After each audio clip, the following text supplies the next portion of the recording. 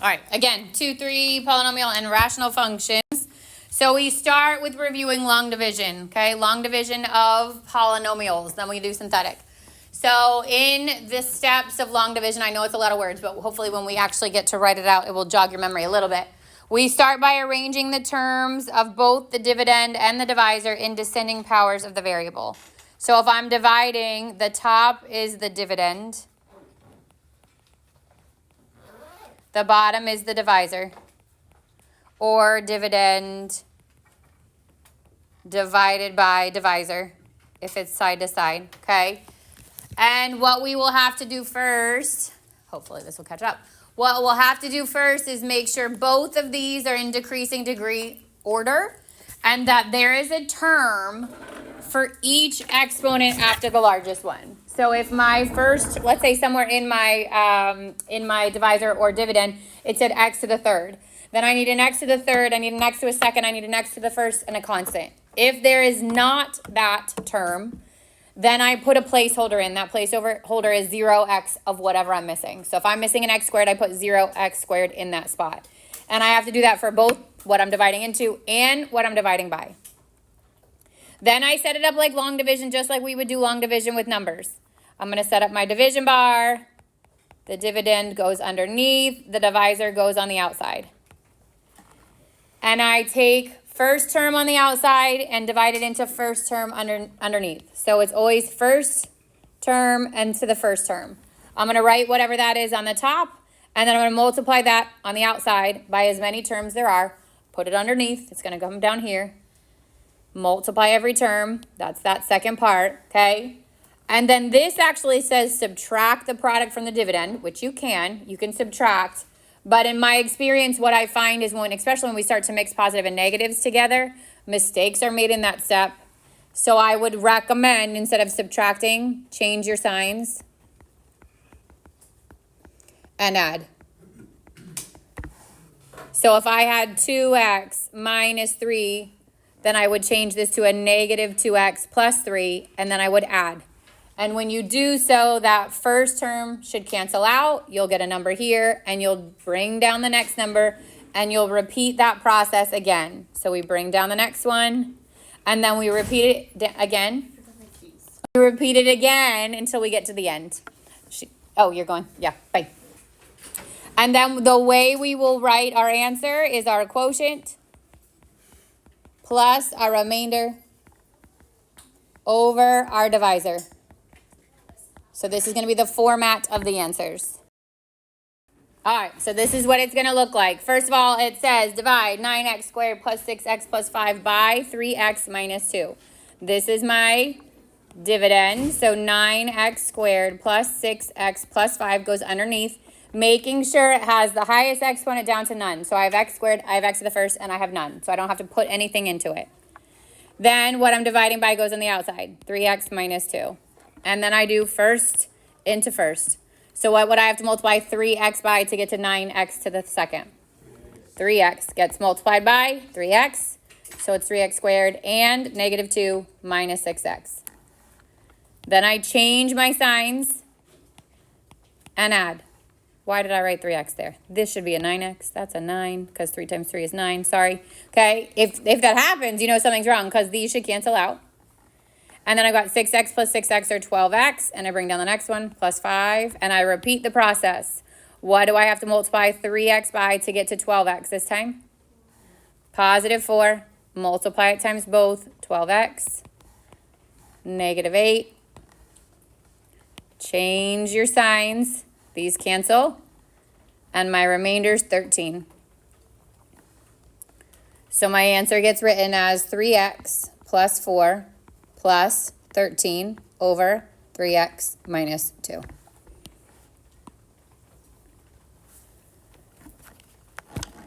We remember long division? Not finally necessarily, but we remember it. Yes? Looks familiar? Okay, good.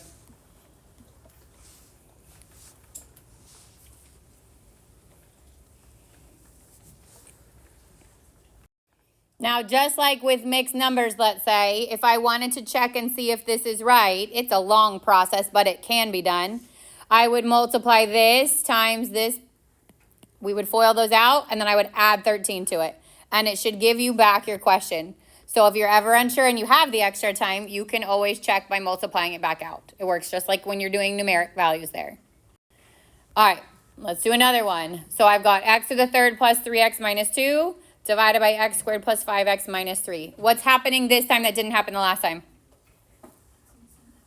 It's missing a term. I'm missing my x squared term. So I'm going to add in here a positive 0x squared. Now you can make a positive or negative 0. It doesn't matter, but obviously positives are easier to work with. So I'm going to get x to the third. These are all hard to read on here. Sorry. X to the third plus 0x squared plus 3x minus 2 is going to get divided by x squared plus 5x minus 3. And we go first into first. So what do I have to multiply x squared by to get to x to the third? X, and it gets multiplied by all three. So x to the third plus 5x squared minus 3x. And then we change our signs. First ones cancel, as they should. Negative 5x squared plus 6x. Bring down your minus 2. Now, first into first, what do I have to multiply x by to get to negative 5x squared? Negative 5, and we multiply it times all three terms, so negative 5x squared minus 25x plus 15. Change your signs. The x squareds cancel. 31x minus 17 is our remainder. So you'll know you hit the remainder when there's nothing else to bring down. That's one sign. But also when the degree or the exponent on what you're dividing into, which is the bottom, is bigger, God bless you, is big or smaller, sorry, than the one on the outside. So if that happens, you know you're done. That whole thing is your remainder. And I would write this as x minus 5 plus 31x minus 17 over x squared plus 5x minus 3.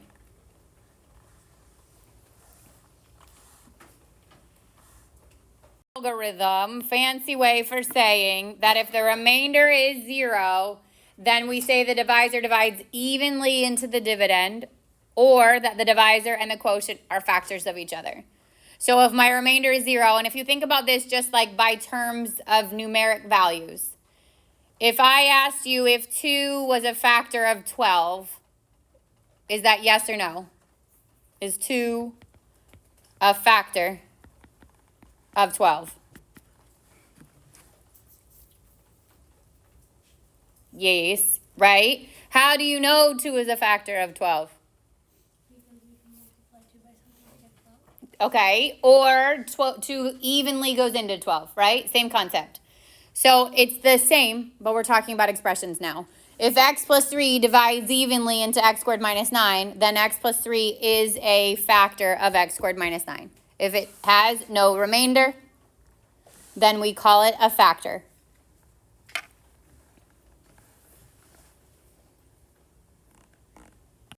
Second type of division that we're going to cover is synthetic division.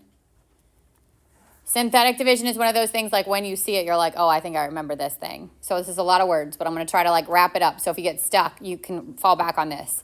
First thing we're going to do is arranging the polynomial in descending powers with 0 coefficient for any missing term. Same exact step as the last time, okay? Make sure there's nothing missing. If there is, we plug in a 0. If the divisor is x minus c, then we put c to the left of the coefficients to the right. So if I'm dividing by, for example, if I'm dividing by something by x minus 3, then I put 3 on the outside of this long L bar. I write all the coefficients here. I bring down the first number. I multiply the 3 by it, and I put it in the next column. I add it. I multiply the 3 by there. I put it in the next column, and I add it. And I repeat that process until I get to the last column. And the last column will be your remainder. And then next comes constant, next comes x to the first, next comes x to the second. As I move left, okay, my exponent increases.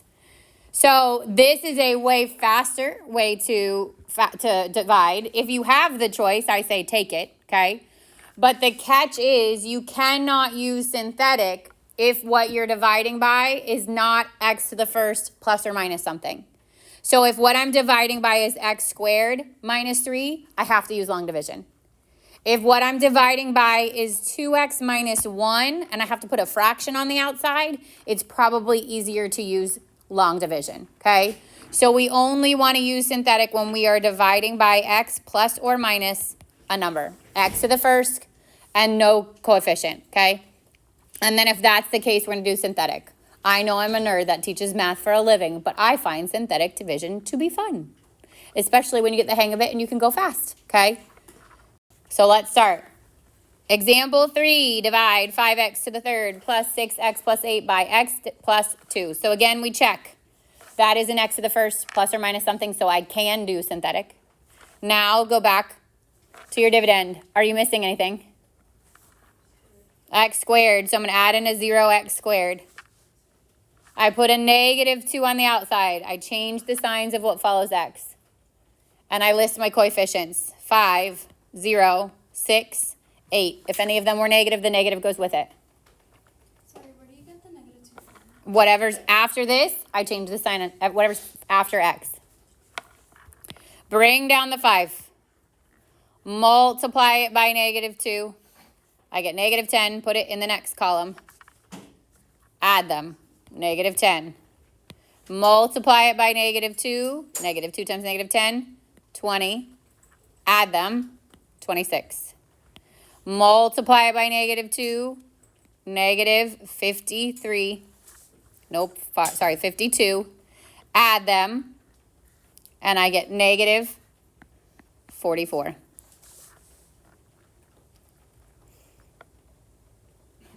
Now this last term is my remainder. That does not get an x, it's by itself. And then I go up from there. The next one is my constant, so 26 is staying as 26. Negative 10 gets an x, 5 gets an x squared. So we increase the exponent on the x as you move left. The other way to figure out your exponent is look at your original degree. It is a 3. So when I go to my answer, it should be 1 less. We reduce it a degree every time we divide by a factor or divide. So we reduce it to 2, then 1, then this would be x to the 0, which means there is no x. So my answer is 5x squared minus 10x plus 26. And my remainder would be a positive here and a negative 44 over x plus 2. Or 5x squared minus 10x plus 26 minus 44 over x plus 2. So the negative can either be in the top with the 44 or out front is technically the right way to write it. Just make sure that if there's 2 terms up there, if you take it out, you're taking it out of both. We'll talk about that in a little bit. But questions so far?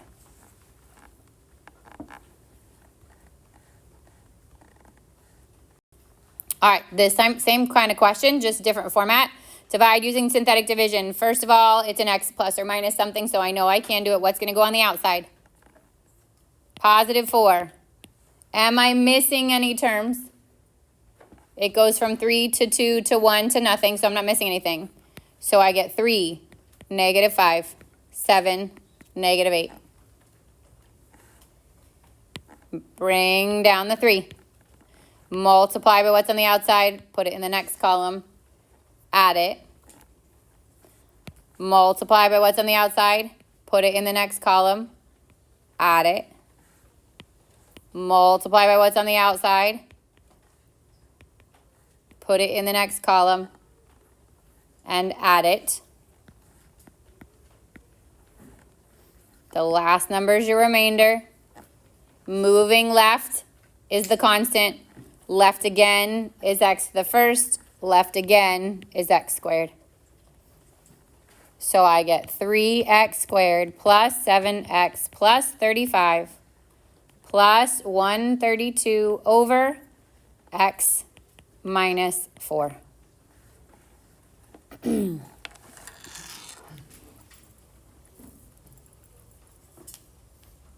Still with me? I would say most people are pretty good on synthetic division. Mistakes happen if you forget to check to make sure all the terms are there and put the zeros in. People make that mistake a lot. Or weird things by adding and subtracting with the signs. Like that, people do that weird. But other than that, we tend to grasp synthetic division. Everybody's good? Yes? Okay, now we're going to learn a bunch of ways to use synthetic division. The first is called the remainder theorem. The remainder theorem says that if a polynomial is divided by x plus or minus c, then the remainder is f of c. And what this means is I can either take, so if I asked you to find f of 2, for example, if I gave you a function, let's say I gave you this before today. If I gave you f of x equals this, find f of 2, what would you have done?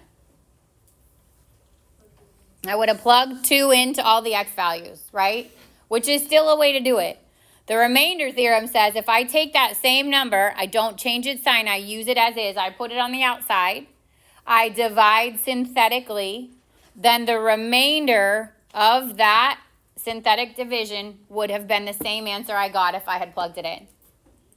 So if the instructions say use the remainder theorem and synthetic division to find f of 2, you got to do it this way, okay? And then if it was a standardized test, obviously you can choose. But this is an easy, quick way to do it.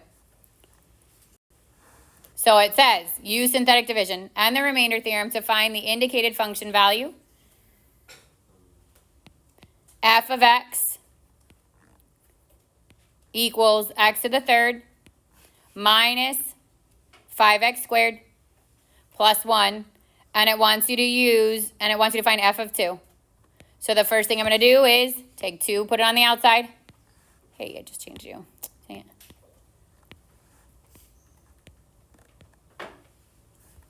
Two goes on the outside.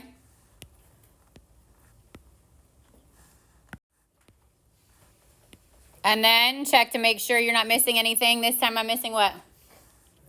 An x to the first power. So I'm going to do a 0x. I write out 3, negative 5, 0, 1. I bring down the 3. Multiply by 2. That's 6. Put it in the next column. Add it. Multiply by 2. Put it in the next column. Add it. Multiply by 2.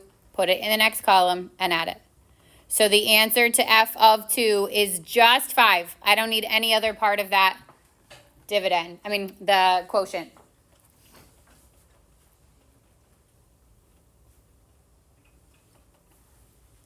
All right, the factor theorem. The factor theorem says if f of c equals 0, then x minus c is a factor. So we just said that. We said that if the remainder is 0, then it's a factor. So it would be the same thing as if I took that value and I put it on the outside, I would expect to see my remainder being 0. So in these, it will actually, in some of them, they will give you one of the solutions and it will ask you to find the other ones. So if I have an x to the third and I give you one solution, you're going to put that one solution on the outside. You're going to do synthetic division with that solution, expecting the remainder to be 0, because if it says it's a factor, it should be 0.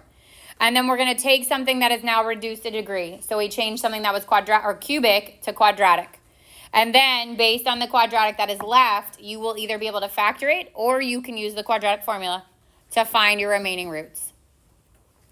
So if it starts as an x to the third and it gives you one answer, divide synthetically, reduce it a degree, and then either factor or use the quadratic to find the remaining. It looks like this. This says solve the equation given that 2 is a 0. So if I had just said solve x squared minus 7x plus x to the third minus 7x plus 6, there is no other way to do this. Okay, I cannot use quadratic on it, right? Because that's not quadratic. It's not factorable.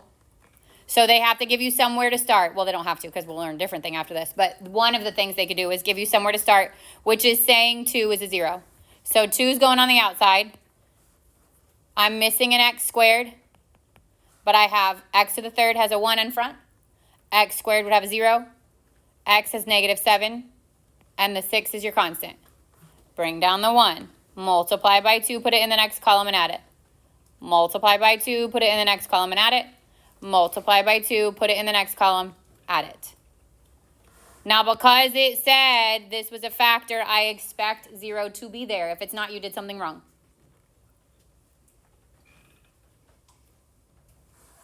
Now, the negative 3 stays without the x. The 2 gets the x. The 1 gets the x squared, and I get x squared plus 2x minus 3. We just reduced it a degree. We went from cubed to squared. If it's not 0, you did something wrong. Because if it says it's a factor, it has to be 0. All right, so now I have x squared plus 2x minus 3. Can I factor this? Yeah, what are the factors of negative 3 that sum to positive 2? Negative 1, positive 3, and then I want to solve this, so I'm going to set it equal to 0. And I get x equals 1, and I get x equals negative 3. Now the goal was to solve this, so my answer is all 3 values. The negative 3 I found, the 1 I found, and the 2 they originally gave you. If it wasn't factorable here, then you can use the quadratic to find your remaining roots. All right, now we go one step further. This one says, verify the given factors of f of x, find the remaining factors, use your results to write the complete factorization, and list all the real zeros of f. So this time, how many zeros does it give you? 2, okay? So if I take my x to the third and I use one of them on the outside and reduce it a degree, it goes to x squared. If I take the second one and put it on the outside, now it goes to x to the first, and I only have one remaining factor. So I'm going to do that. I'm going to start by putting negative 2 on the outside. I get 2, 1, negative 5, 2. Bring down the 2. Multiply it, put it in the next column. Add it. Multiply it, put it in the next column. Add it. Multiply it, put it in the next column. Add it. If it didn't have a 0 there, there'd be a problem, right? Because I said it was a factor. So I did that one. Now, instead of going back to the beginning and using the x minus 1, I'm going to use x minus 1 on the result. So I ignore the remainder. I take the 2, negative 3, 1, and I put the opposite of what follows that x, so a positive 1 on the outside. Bring down the 2. Multiply it, put it in the next column, add it, multiply it, put it in the next column, add it. And again, I expected a 0. So what expression is left? What's my quotient? 2x minus 1. Now I just have to set that equal to 0. I get 2x equals 1 and x equals 1/2. And my 3 zeros are negative 2, positive 1/2, positive 1. Those would be all the solutions. So that's actually part D. The remaining factor is just what's left over from here, this 2x minus 1. So B is 2x minus 1 because a factor stays in that form.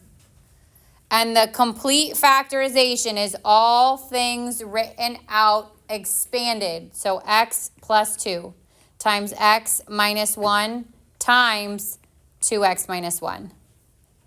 And then all the zeros are here. So if it asks for the zeros, the roots, the solutions, we list them, all the x values. If it asks for the factors, we put it in parentheses form like this as a product. Ariana, did you have a question? Yeah, does the order matter? No. Unless, like, if you're looking at WebAssign, it might say give me the smallest, then the middle, then the largest. That obviously would matter. But if you were just answering in an open-ended question, it wouldn't matter. Yep. What was the complete factorization? That's the thing in yellow. So complete factorization is all of them expanded, like x minus x plus whatever those values are. And it will say like linear factorization, which means nothing can be squared. You don't want to leave a fraction in there. You always want to make it linear. Okay, so now what happens if I don't already have 1, 0? If you are starting completely from scratch, then the first thing you're going to do is come up with a list of all the possible zeros. This is also an Algebra 2 skill. Okay, so hopefully this looks familiar. And the way we find the possibles is by doing plus and minus the factors of the constant, which is the last term, over the factors of the leading coefficient, which is the first term. So this is plus and minus, because the factors could be positive or negative, factors of the last over factors of the first. And then you'll use synthetic division to find which ones work. So these are terrible sometimes because you are doing trial and error to find one that gives you a 0. The good news is you're getting lots of practice on synthetic division. The bad news is it could get really tedious if you have a big bank of possibles.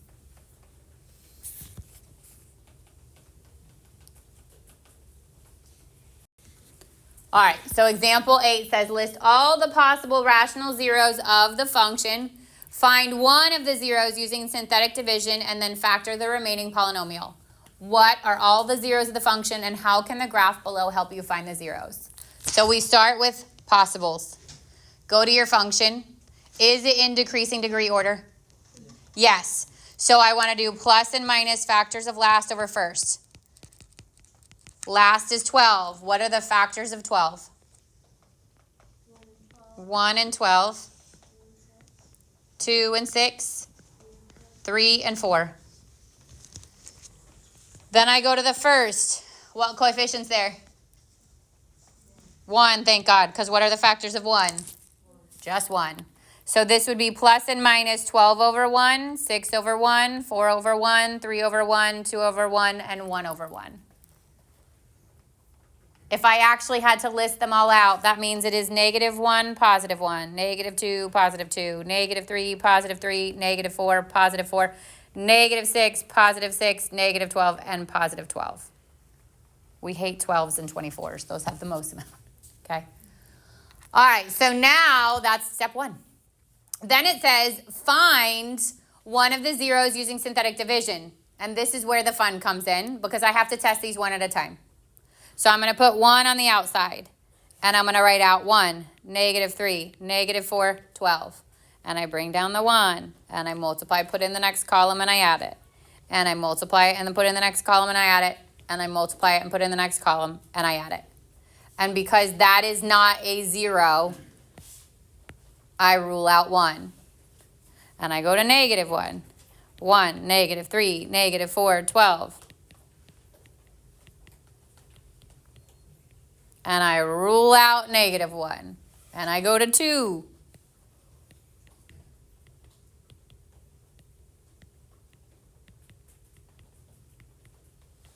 And I get a 0 that works. Then it says factor the remaining polynomial. So if I look at my quotient here, I get x squared minus x minus 6. Are there factors of -6 that sum to -1?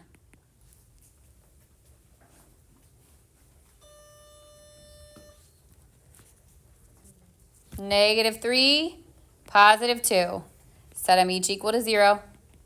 And I get 3 and -2.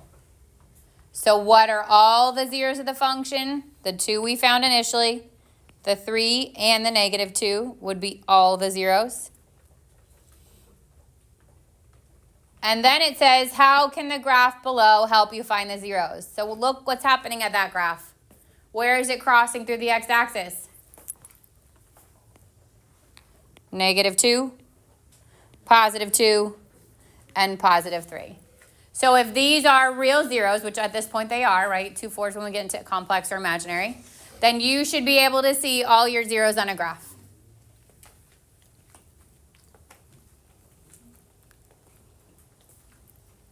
Questions so far? Yeah.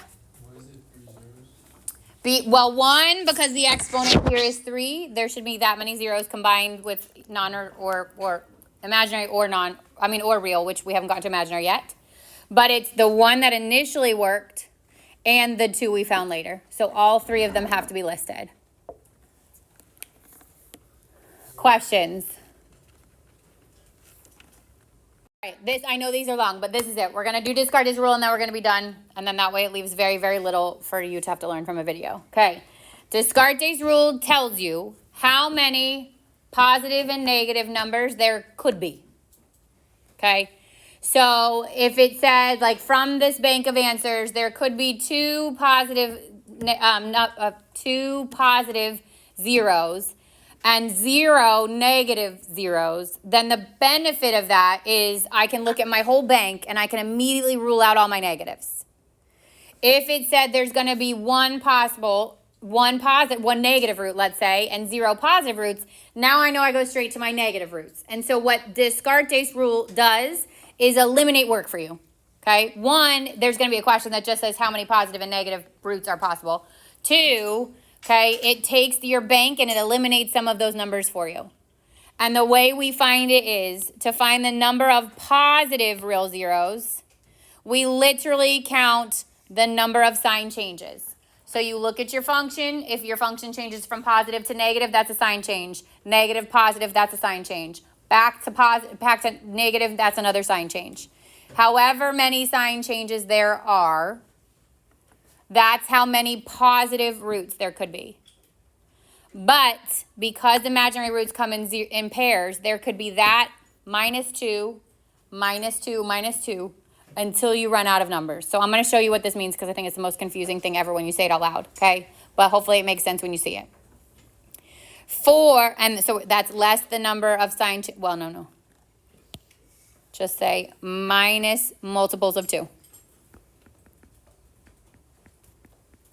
Again, I'll explain what that means when we look at it. For the possible number of negative zeros, the first thing you have to do is change the sign on your x. You plug in a negative x. You simplify it, and then you count the number of sign changes. And that will tell you how many negative numbers how many roots there could be. Again, minus multiples of 2. And again, I'll show you what that means when we get to these answers.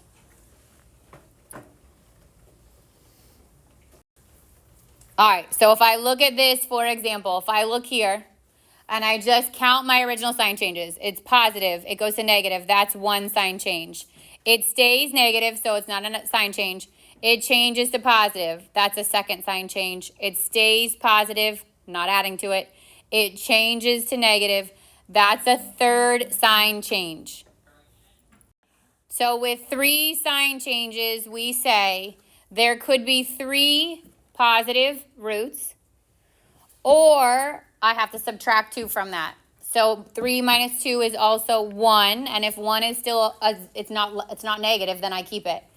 So there could be 3 or 1 positive roots.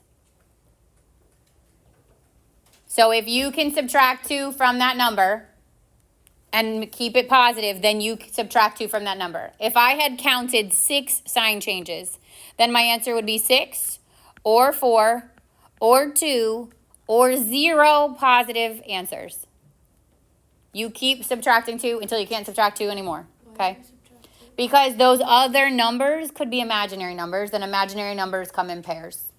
So if I have an x to the 6, there has to be 6 zeros. But those zeros might be real or imaginary. So, and imaginary come in pairs. Does that make sense? Yeah. Okay, which we'll get to a little bit more in 2 form. Okay, let's just do one full out. How many positive and negative zeros are there? So I'm going to first count my sign changes. It starts positive, it goes to negative. That's one sign change. It stays negative, and then it goes to positive. That's a second sign change. So that means there are 2 or 0 positive roots or zeros.